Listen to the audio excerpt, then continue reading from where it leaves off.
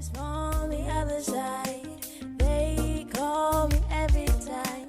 I've done my best to hide.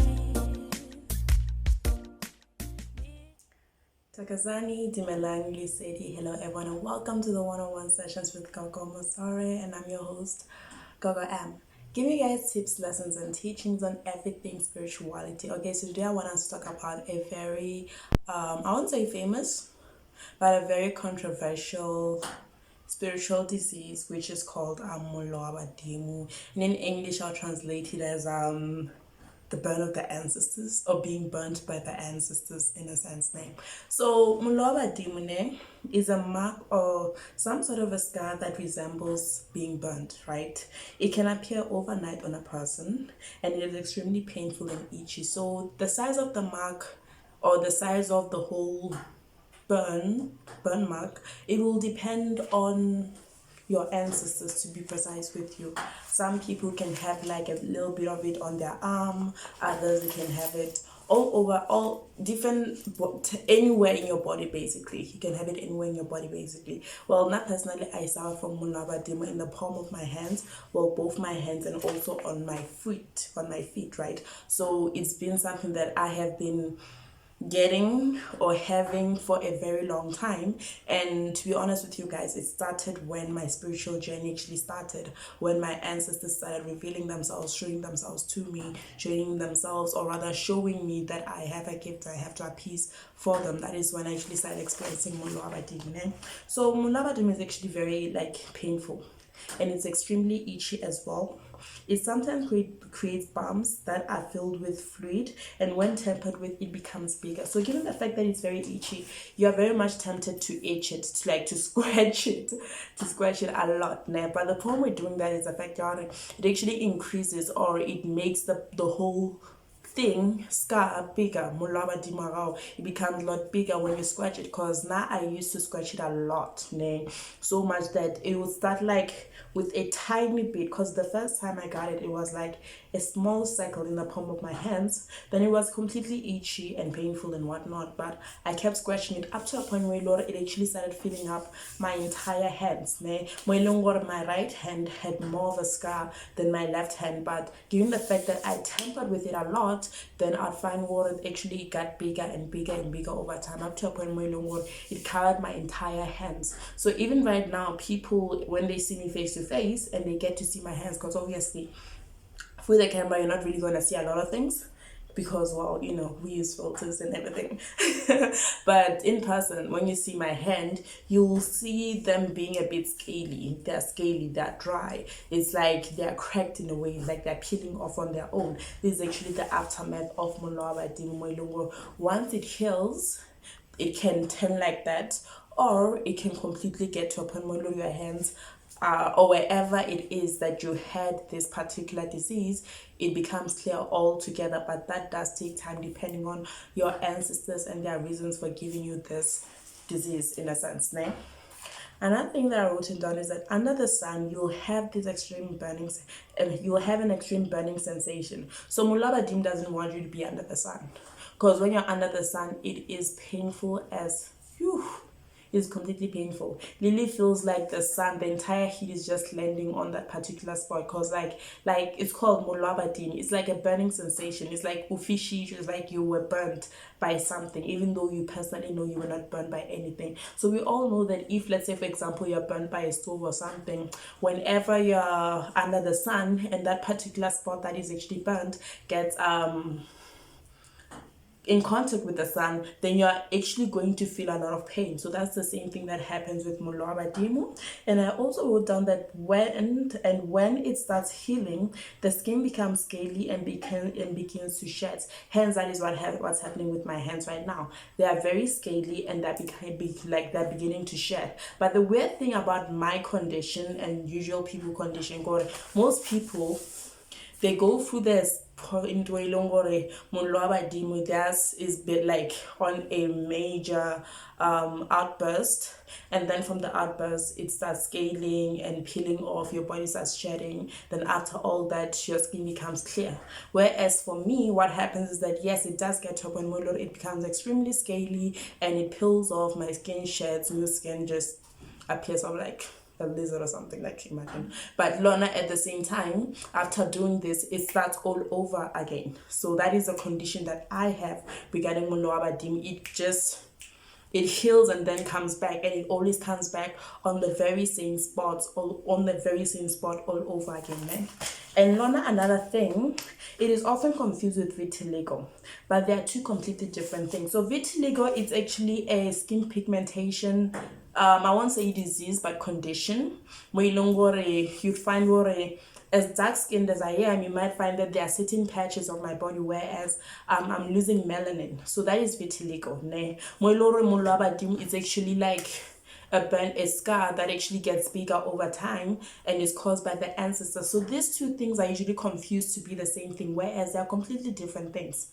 They're completely different. Vitiligo and malabadim are not the same thing, and that is something that needs to be clarified, because a lot of people look at vitiligo and they suggest, or rather say, that it is malabadim, which is completely wrong. Okay, vitiligo is a genetic condition, whereas malabadim is something that is caused by the ancestors for their reasons. Okay, and moilongore is caused by the ancestors. Vitiligo is not ancestrally based, it's just genetic in a sense, ne? And moilongore, another thing, called vitiligo cannot be cured, but malabadim can be cured. It has a cure for it.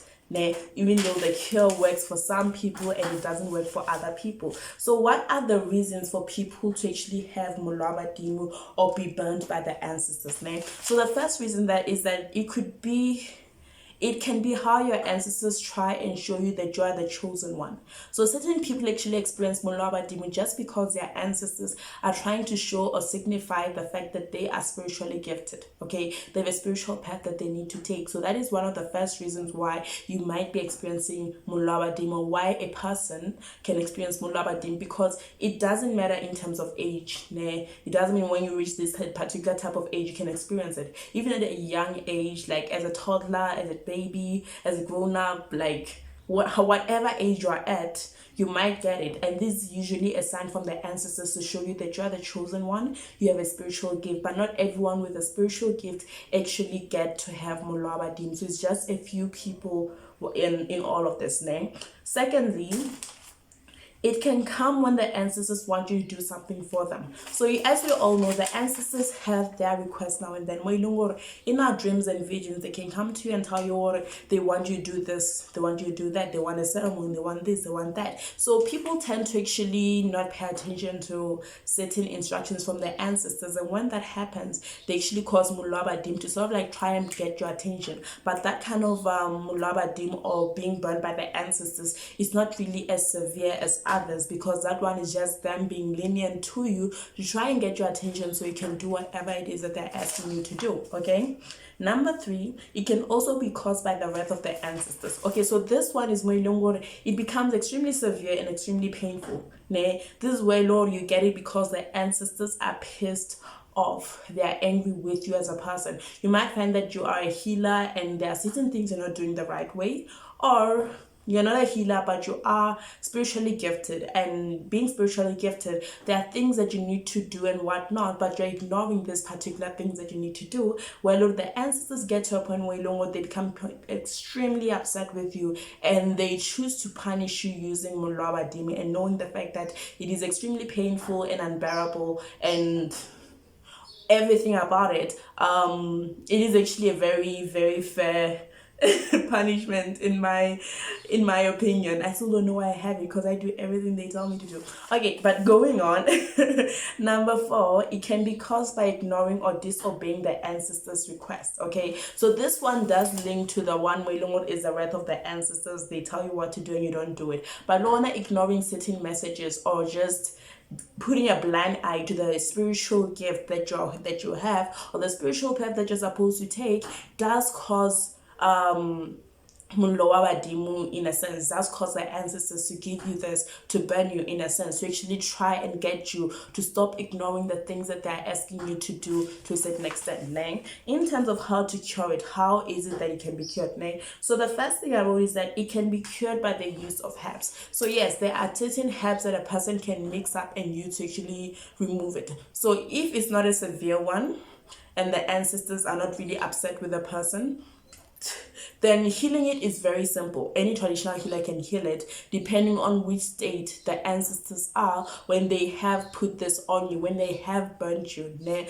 So it's very easy to actually heal it if the ancestors are allowing that to happen. Né? But that can only be done using traditional herbs. They do not really work in my personal opinion. I've never encountered any dewashers that can actually remove Mollo wa Badimo, simply because I have tried multiple things, herbs, dewasher, all those things that I am allowed to use as a healer to try and remove mine. But in my experience, dewasher, they don't work. Nah. Traditional herbs, there are some traditional herbs that actually worked for me for a particular point in time, and then my Mollo wa Badimo, it came back over and over again. Nah.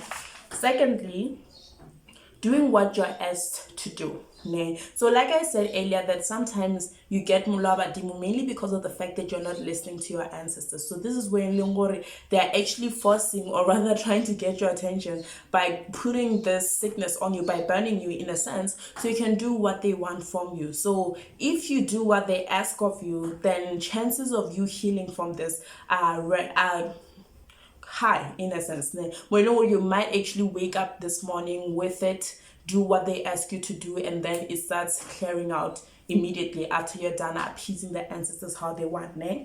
Number 3, asking for forgiveness. Sometimes it's things you can't really undo, or things that you can't really stop and do now. So you can actually ask your ancestors for forgiveness. So if you have those ancestors that are very lenient, very calm, very caring, you will find out after asking your ancestors for forgiveness where you have wronged them, then it clears out. You go back to normal, your skin becomes clear and everything. While for others, there's no cure whatsoever. And with these others, I'm one of them. Okay. And the reason why I'm saying there's no cure whatsoever is because of the fact that, yes, I have encountered multiple people with Mollo wa Badimo and I have been able to cure them. But for example, is not curable. Okay. And one of the things that got me to a point where Ilongor actually stopped interfering or stopped trying to cure is because in one of my visions and dreams, a man who appeared to be one of my ancestors did approach me,